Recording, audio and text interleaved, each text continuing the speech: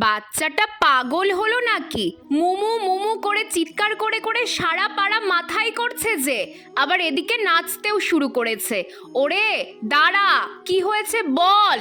জিজ্ঞেস করতেই বলে, পুকুর পাড়ে চলো তাড়াতাড়ি মুমু, তুমিও আজকে আনন্দে নাচবে। ঋষি তো খুব শান্ত ছেলে, ও তো এমন করে না। কি এমন হলো যে এরম করছে? ভাবতে ভাবতেই পুকুর ধারে চলে এলাম ওর সাথে। সত্যি এসে মনে হচ্ছে আমিও আনন্দে আজকে নাচি। কি করে হলো এটা? কিছুদিন শুধু এদিকে আসিনি, তার মধ্যে কি করে সম্ভব হলো?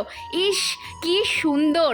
আসলে অযত্নে অবহেলায় যখন কোনো কিছু একাই বেড়ে ওঠে তখন বোধহয় এমনই আনন্দ হয়।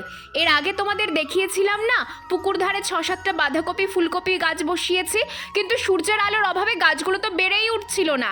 তবে 1 মাস যেতে না যেতেই এত সুন্দর ফুলকপি বাঁধাকপি হয়েছে।